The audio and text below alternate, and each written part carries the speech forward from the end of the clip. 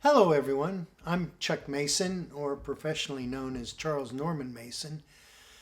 I feel honored to be included in this series, and I want to thank Tanya Leone for recommending me for Impact, Amy Frawley and Marcello Di Russo for the production work, and Catalina Von Rongo for running video for me.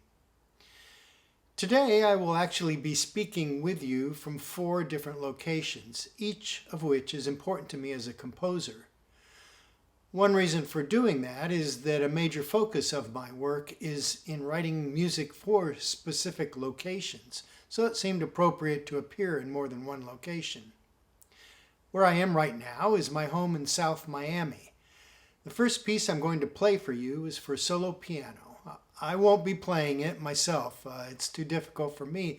However, my son secretly learned this work on this piano during the day while I was at work. And then when he went off to Basel, Switzerland to work on his master's degree in piano, he surprised me by sending me a video of a performance. Before I play that piece, though, I want to describe what has impacted me compositionally for about 30 years. And that is a feeling or a sense, sort of a zeitgeist, if you will, that I have about the world we live in. I describe this feeling with a word I made up, hyper-connective. What I mean by that term is the sense that not only are we humans very connected, but we are hyperly connected, super connected.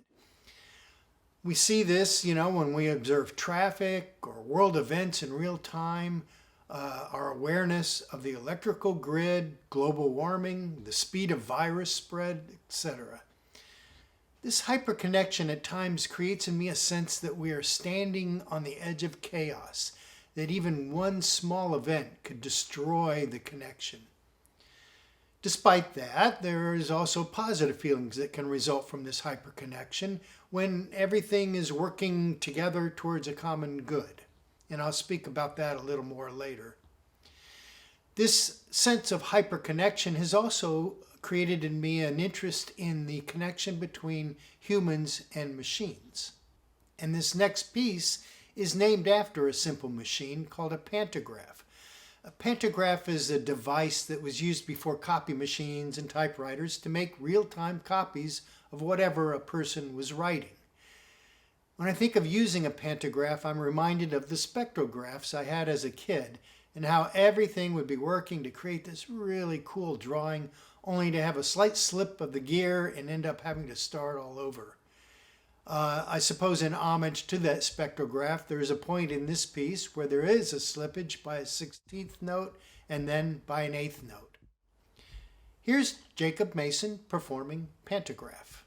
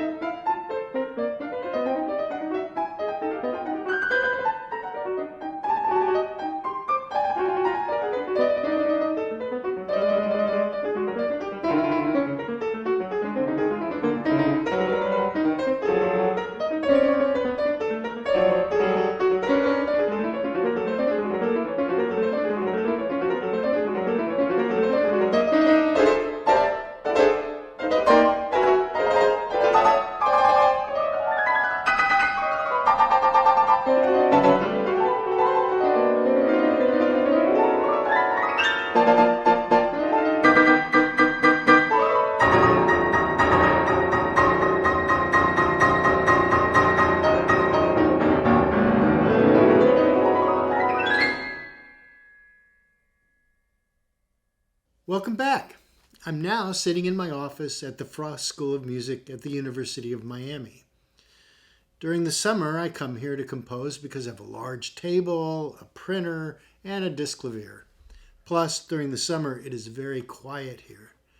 I mentioned earlier that for me, hyperconnection also has to do with humans' relationships to machines. The next piece I'm going to play for you is for Pierrot Ensemble and Fixed Media. What I try to do with fixed media is to create an illusion that the performer is controlling the electronic sounds and that there is a melding of the human and machine such that there doesn't seem to be a clear barrier between them. This piece is called fast break, which is a term used in basketball referring to when suddenly a team altogether rush down to the basket before the defense has time to set up. What I try to capture in this piece is the exhilaration one gets when all things are suddenly working together, a positive feeling, even though one senses that all could fall apart. This piece was commissioned by the Onyx Ensemble and the Luna Nova Ensemble. The recording was done by Sonic Generator in Atlanta. You may notice that at the end there is a bit of a play on the words fast break.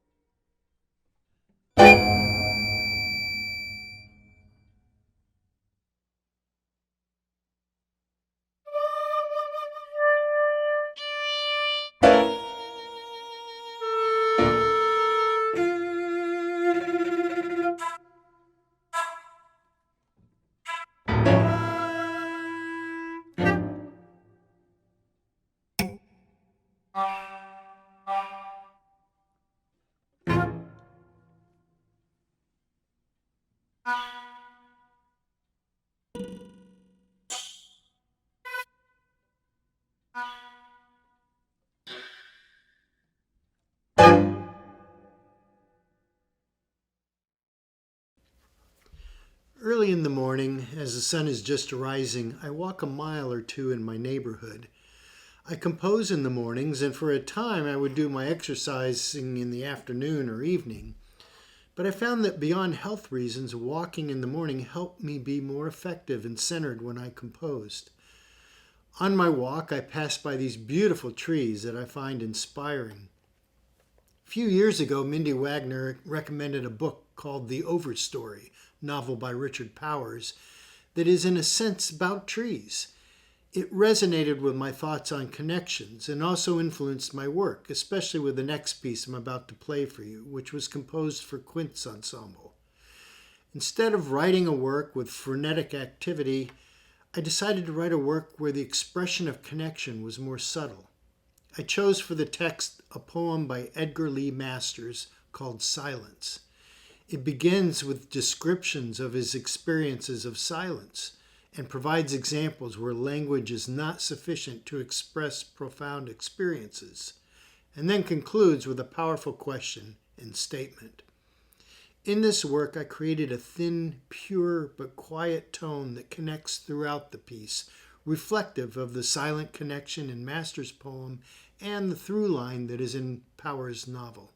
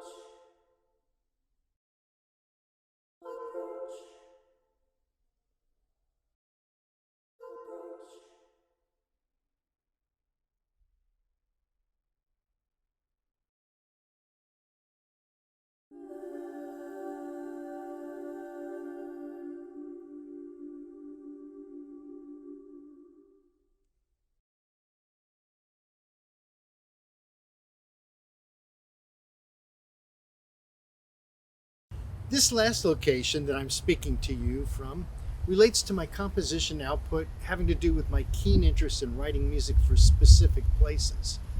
I've done many works with that in mind, including a work for the American Composers Orchestra that had musicians spread throughout the lobby of Zankel Hall. Today I'm speaking to you from a location in Coconut Grove.